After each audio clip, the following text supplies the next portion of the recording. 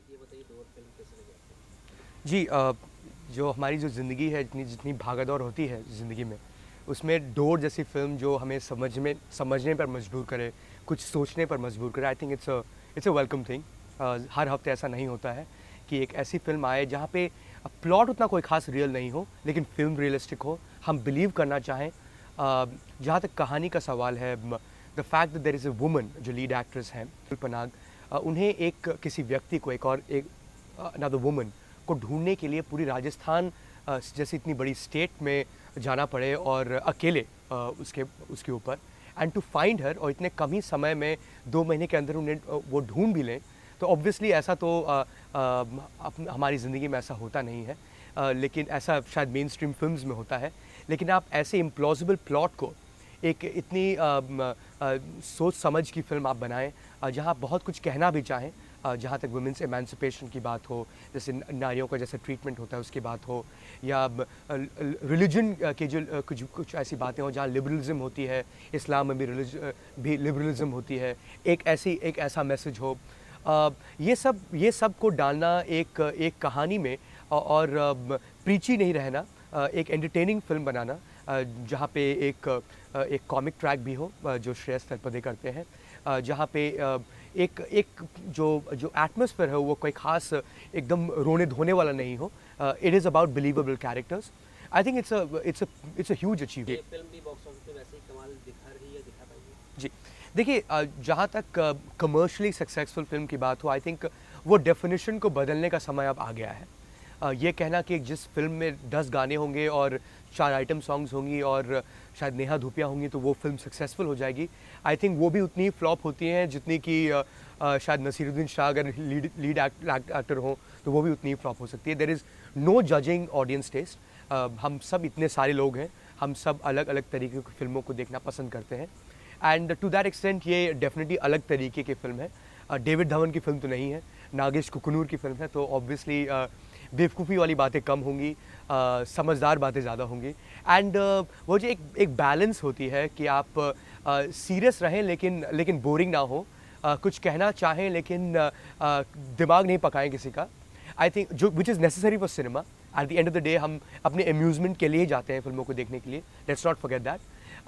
So that balance is very important. I think Nagesh की जितनी भी फिल्में हैं, उन्होंने हैदराबाद ब्लूज से स्टार्ट की थी करियर, तब से लेकर अब तक I don't think I have seen a film जो बिल्कुल ही बेतुकी हो। They have all been very sensible films. अब जो देखने में आ रहा है is how he has perfected himself as a director. जो उनकी पहली जो फिल्म थी एक होम वीडियो थी, हैदराबाद ब्लूज, एंड इतने सालों के बाद now that you watch his films, ऐसा लगता है कि एज अ फिल्म मेकर अपने क्राफ्ट को, अपने आर्ट को ज़्यादा समझते हैं। जितने भी और एलिमेंट्स होते हैं फिल्म के, जैसे कि कैमरा वर्क, जैसे कि एडिटिंग, जैसे कि साउंड, जैसे कि गाने को किस तरह यूज़ किया जाए, end of course screen play, ये सब इन सब चीज़ों में काफ़ी कंठस्थ लगते हैं अब, जो ऑब्वियसली शुरू में उतने नहीं होंगे, बिकॉज एक पिक्चर इम्परफेक्ट फिल्में होती थी पहले उनकी, और अब एक जो टिपिकल फॉर्मेट होता है एक मेन स्ट्रीम फिल्म का, जो बिग बजट मूवीज़ का, वो देखने में लगता है।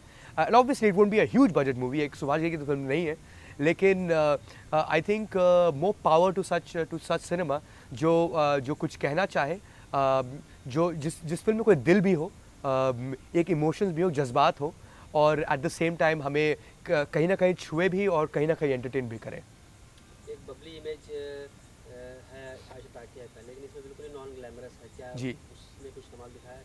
I think to a large extent ऐसी फिल्में अगर एक्टर्स सपोर्ट नहीं करें तो उनको देखना भी बहुत मुश्किल हो जाता है, बिकॉज आप ऑब्वियसली आप एनएसडी के थिएटर एक्टर्स तो नहीं ला रहे हैं। Ayesha Takia to the best of my knowledge एक ट्रेंड एक्ट्रेस तो नहीं है जो जिन्होंने थिएटर में ट्रेनिंग ली होगी, या यू नो यूनिवर्सिटी से डिग्री प्राप्त किया होगा इसी विषय में, ऑफ कोर्स नॉट। ऐसा शायद गुल पनाग के बारे में भी नहीं कह सकते, who is, if I am not mistaken, an ex Miss India. Shreyas Talpade of course he proved himself, उनकी पहली जो फिल्म थी Iqbal, he proved himself as an actor. So here यहाँ पर जो उनका रोल है दैट इज़ मोर एंड्योरिंग। बहुत मुश्किल है ऐसे कैरेक्टर्स को पसंद नहीं करना, जो कि इसलिए लाए गए हैं कि वो एक कॉमिक रिलीफ दें एक फिल्म में। जहाँ तक at the end of the day, जहाँ तक इन तीनों का सवाल है, फर्स्ट ऑफ ऑल जो देखने में जो बहुत स्टार्कली नोटिसेबल है वो है कि जो एक जो लहजा होता है, जब जिस तरह हम बात करते हैं, जिस तरह हम देखने में लगते हैं, वैसे ही है वो। At the same time of course वो सभी काफ़ी सुंदर लगते हैं देखने में। सो ऐसा नहीं है कि वो जो एक 80s या 70s की जो आर्ट हाउस फिल्में होती थी, डार्क फिल्में जहाँ पे एक वो कपड़े पहना के साइड में रख दिया तो वो गांव की रूरल वुमन है, तो ऐसी होनी चाहिए। ऑफ कोर्स ऐसी ही है, but at the same time वो एस्थेटिक्स की बात आ जाती है, तो एस्थेटिकली भी they all look very nice.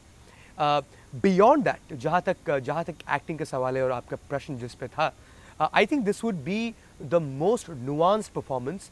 इतना डेप्थ जो एक परफॉर्मेंस है आयशा टाकिया का, आई डोंट थिंक मैंने हाल में किसी मेन स्ट्रीम एक्ट्रेस को ऐसे रोल को इस बेखूबी से स्क्रीन पर ढालते हुए देखा है। And I think I don't know awards क्या होते हैं, एक्कोलेड्स क्या होते हैं, I think viewers will definitely appreciate her, and I hope जो उसके साथ उस व्यूअर्स अप्रिसिएशन के बाद जो चीज़ें आती हैं, जैसे कि क्रिटिकल अक्लेम या जैसे कि सो कॉल्ड अवार्ड्स, वो सब भी ऐसे परफॉर्मेंसेस को या ऐसे परफॉर्मर्स को मिले। सलीम सुलेमान का म्यूज़िक कैसा लगा आपको? उसके उस्ताद अमानत अली खान ने भी शायद ये गाना गाया है। जी, देखिए जैसे जिस तरह म्यूज़िक को यूज़ किया गया है, I think that is as important as कि जैसा म्यूज़िक है। डेफिनेटली एक अर्थी फील है म्यूज़िक का। अगर आप राजस्थान के रेगिस्तानों में अगर आप फिल्म को सेट करेंगे तो आप बाली सागू तो नहीं प्ले करेंगे या बाबा सैगल तो नहीं बजाएंगे वहाँ पे। सो ऑब्वियसली एक जो फ्लेवर है उस जगह का वो म्यूज़िक में है। एंड टू दैट एक्सटेंट कहीं भी डिसअपॉइंट नहीं करती है फिल्म की music, and it adds to the whole experience. I think ये एक बात जो आजकल कुछ फिल्मों में देखने को मिलती है कि फिल्म के एक्सपीरियंस को ऐड करने के लिए म्यूज़िक को इस्तेमाल किया जाए, ना कि म्यूज़िक को एक सेपरेट एक प्रोडक्ट की तरह बेचा जाए। आई थिंक दैट्स हैपनिंग, और जितना ज़्यादा होगा और जितनी जल्दी होगा, आई थिंक उतनी ही जल्दी हिंदी फिल्म्स भी इवॉल्व करेंगी, and it's high time that we did that.